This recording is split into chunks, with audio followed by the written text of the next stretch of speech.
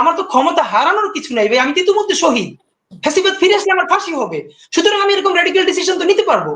যদি আওয়ামী লীগের নেতৃত্বে এটা হইতো, তাহলে বিএনপির হাড্ডি গুড্ডি তো দূরের কথা, বাংলাদেশের কোনো মানুষের যারা আন্দোলনের সংযুক্ত মানে এদের বিরুদ্ধে ছিল, তাদের একটা পশম খুঁজে পাওয়া যেত না। তো আমি একটা কথা বলা, তো এটুকুন মোটামুটি বলা, আমি রাফলি বলে ফেলেছি এই জন্য যে পরশ ভাইয়েরা যে টোনে কথা বলছেন, এটা কি বাংলাদেশের গণমানুষের টোন?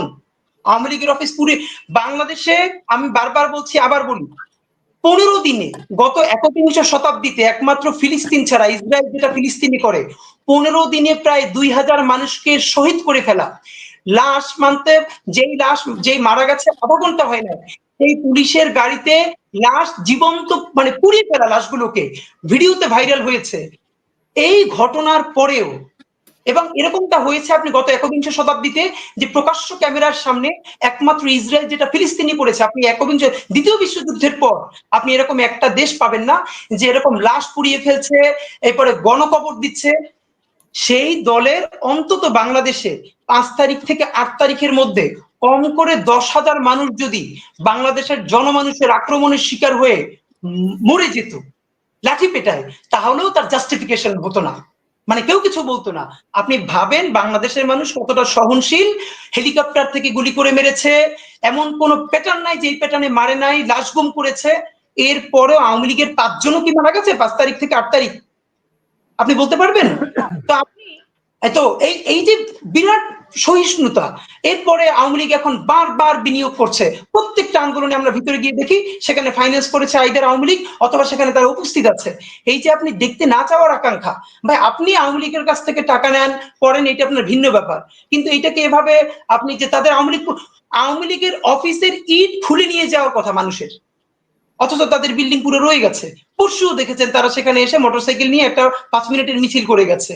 এটা তো বাংলাদেশের মানুষের, মানে কি বলবো, এটা তো আপনি চিন্তা করতে পারবেন না। এটা যদি আজকে আমি আপনাকে বলি, আওয়ামী লীগ যদি আজকে এই আন্দোলনটা করতো, সেখানে যদি বিএনপি বা অন্য দল ক্ষমতা ছেড়ে পালাইতো, যেটা সরোয়ার ভাই বলছিলেন লক্ষণ সেনের কথা, যে গত 1000 বছরের বাংলার ইতিহাসে 2 জন মানুষ পালিয়েছে এভাবে, এক হলো লক্ষণ সেন আর তার বোন হলো হাসিনা সেন, মানে ক্ষমতা ছাড়া না, পদত্যাগ করো না, যে পালিয়ে গেছে। আমি আপনাকে লিখে রাখি, যদি আওয়ামী লীগের নেতৃত্বে এটা হইতো, তাহলে বিএনপির হাড্ডি গুড্ডি তো দূরের কথা, বাংলাদেশের কোনো মানুষের যারা আন্দোলনের সংযুক্ত মানে এদের বিরুদ্ধে ছিল, তাদের একটা পশম খুঁজে পাওয়া যেত না। আর আজকে আমরা তাদেরকে লেজিটিমেসি দিচ্ছি এই কথাগুলোকে সফট করা, যে উনি কি দিল্লি থেকে আসবেন, তাহলে উনি নমিনেশন পেপার, আরে নমিনেশন পেপার সাবমিট করার প্রশ্ন আসে কোথেকে? অদ্ভুত ব্যাপার। কমপক্ষে 1700 মামলা হওয়ার কথা, 1700 শহীদের পরিবার থেকে, এতে 1700 বার ফাঁসি হওয়ার কথা।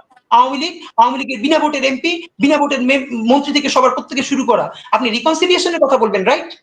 পৃথিবীর এমন কোন দেশ আছে গণহত্যা চালানোর পর বিচারের আগে রিকনসিলিয়েশন হয়? এখন পর্যন্ত বিচার শুরু হয়েছে? আপনি বিচারের কথা বলছেন, এ নিয়ে আপনার কোনো চিন্তা ভাবনা নাই যে এখন পর্যন্ত তাদের কেন বিচার হচ্ছে না?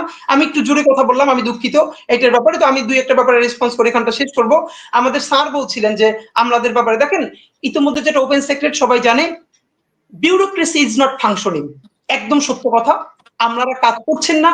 আমলারা বিশেষ করে ছাত্র উপদেশ, এখন তাদের একমাত্র ফোকাস হলো ছাত্র উপদেষ্টারা যে মন্ত্রণালয় আছে সেগুলোতে দীর্ঘস্থায়ী জ্যাম তৈরি করে তাদেরকে বিতর্কিত করে দেয়া। এবং দেখেন আপনি এটা খুব সাদা চোখে দেখলে হবে না, ছাত্ররা পিটাপিটি করে রক্তাক্ত হয়ে যাচ্ছে। যেই ছাত্রদেরকে আজ থেকে 5 দিন আগেও বাংলাদেশের মানুষ মাথার মুকুট মনে করতো, যে এরা বাংলাদেশ থেকে যেটা কেউ করে নেয়, ছাত্রদের নেতৃত্বে সেটা হয়েছে, ছাত্র জনতার অভ্যুত্থানে যে ফ্যাসিস্ট হাসিনা পালাতে বাধ্য হয়েছে, সেই ছাত্রদেরকে এমন একটা সিস্টেমের মধ্যে নিয়ে আসা যে আর 3 দিন পর মানুষ ছাত্র নাম শুনলে থুতু ফেলবে, এমন একটা প্রক্রিয়া তৈরি করা হচ্ছে। এখানে ইন্ধন দিচ্ছে কারা, ফাইন্যান্স করছে কারা? এগুলো এমনি এমনি হয়ে যাচ্ছে, এগুলো আমরা সন্দেহের চোখে দেখবো না? তো এই ব্যাপারটা হলো ছাত্র উপদেষ্টাদেরকে নিজেরাও তো নিজেদের কাজের জন্য বিতর্কিত হচ্ছে। সেটা তো আছে। এবার তো তারা বিভক্তি হয়ে তাদেরকে মানে নিজেরাই তো নিজেদের মধ্যে বিভক্তি তৈরি করেছে এবং নিজেরা একদল নিজেদেরকে বড় নেতা মনে করছে। পৃথিবীর যে কোনো বিপ্লব হয়, বিপ্লবের পরে বিপ্লবীরাই, দেখেন মুক্তিযুদ্ধের পরে মুক্তিযোদ্ধাদের হাতেই কিন্তু মুক্তিযোদ্ধারা মারা গেছে।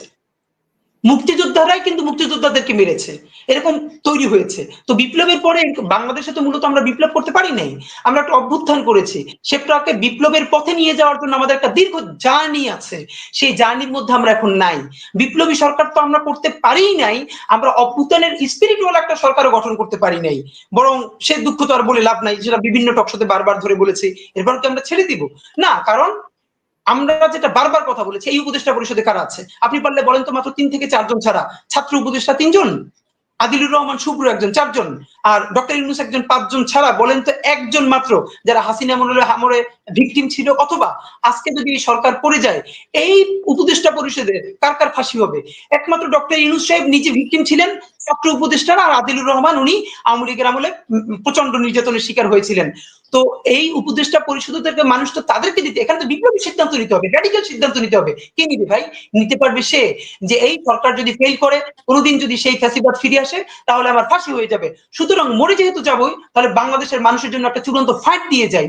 সেই স্পিরিট ধারণা করে আলী ইমাম মজুমদার আজীবন যে ফ্যাসিবাদের ইনেবেলার, সে উপদেষ্টা, হাউ মকারি ম্যান। এরকম প্রত্যেকটা মানুষের, যারা গত সময়ে ফ্যাসিবাদের বয়ানকে, ন্যারেটিভকে কেউ হেল্প করেছে, কেউ সরাসরি তাদের কাঠামোকে হেল্প করেছে, তারা উপদেষ্টা হয়ে যাচ্ছে। তো এটা তো আমাদের জন্য আফসোস। এরপরে তো আমরা বলি কি দেখেন, এখন আমরা কি করেছে যে এই ছাত্র উপদেষ্টার মন্ত্রণালয়গুলো যেন স্থবির হয়ে যায়। একটা শুধু আপনাকে আমি বলে রাখি, আমার উপদেষ্টা নাহিদ ইসলাম একটা ফাইল সাইন করেছেন, সেইটা প্রধান উপদেষ্টার টেবিলে উঠতে 4 সপ্তাহ টাইম লেগেছে। আমি আপনাকে আবার বলছি, মানে তিনি তথ্য উপদেষ্টা হিসেবে ফাইল সাইন করেছেন, সেইটা প্রধান উপদেষ্টার টেবিলে উঠতে কেবল 4 সপ্তাহ টাইম লেগেছে। এইটা ইচ্ছা করে তাদেরকে এই প্ল্যানটা। এখন আমি হলে কি করতাম? এইটাই হলো ছাত্র উপদেষ্টাদের সাথে আমাদের পার্থক্য। আমি যেটা করতাম, আমার আমলাতন্ত্রে যে যে আমাকে হেল্প করছে না, আমি ওদের লিস্ট করতাম, ওনাদেরকে 3 দিন ওয়ার্নিং দিতাম। এরপরে যে যে করছে না, সংবাদ সম্মেলন করে বলতাম অমুক অমুক উপসচিব, যুগ্ম সচিব, অতিরিক্ত সচিব, সচিব কাজ করছে না, রাষ্ট্রকে সহযোগিতা করছে না, আমি এখন পদত্যাগ করব এবং আবার রাজপথে আন্দোলন করব। হয়তো তাদেরকে বিচার করতে হবে, তারা কাজ করবে, অথবা আমি পদত্যাগ করবো। আমি তাদেরকে ডেকে বলতাম আপনারা আমার কাজ করে দিবেন, নইলে আমি আপনাদের নামে প্রেস ব্রিফিং করে পদত্যাগ করবো। কারণ আমার তো ক্ষমতা হারানোর কিছু নাই ভাই, আমি তো ইতিমধ্যে শহীদ। ফ্যাসিবাদ ফিরে আসলে আমার ফাঁসি হবে। সুতরাং আমি এরকম র্যাডিক্যাল ডিসিশন তো নিতে পারবো। আমার কথা হলো, আমাদের উপদেষ্টাদের উচিত তাদেরকে বসে আলটিমেটাম দেওয়া, 24 ঘন্টা টাইম দিলাম, কাজ করবেন। এই কাজ যদি না করেন, আপনাদের নাম ফাঁস করে তারপরে আবার গিয়ে রাজপথে আন্দোলন করব উপদেষ্টাদের সাথে। এইটা আর একটা কথা হলো, দেখেন আমলাতন্ত্রের বিরুদ্ধে আমরা যে বলবো, রাশিয়ায় একটা কাজ করা হয়েছিল লেনিনের বিপ্লবের পরে, সব পুরাতন আমলাদেরকে বাদ দিয়ে দেওয়া হয়েছিল। এমন স্থবির হয়ে গিয়েছিল রাশিয়া, তারপরে সেই আমলাদের বাড়ি গিয়ে আবার টোকাই আনতে হয়েছিল তাদেরকে।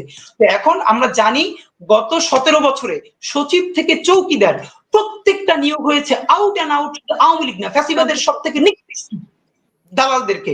তো আপনি তা না পারতেছেন তাদেরকে বাদ দিতে, আর না পারতেছেন তাদেরকে সেই ফ্যাসিবাদী মনন মানসিকতা থেকে বের করতে। সুতরাং এটা আমরা বুঝি 3-4 মাস এটা কোনোভাবে গুড ইনাফ না। দেখেন বাংলাদেশের মানুষ যেটা চাচ্ছে, সকল ইমপ্রুভমেন্ট ঘটে যাবে না, কিন্তু আপনি যে ইমপ্রুভ করার জন্য উদ্গ্রীব, এইটা মানুষ দেখতে চায়।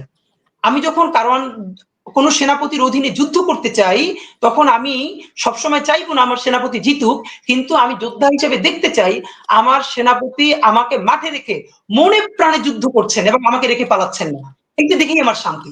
সুতরাং এই আমলাদের কথাটা বললাম।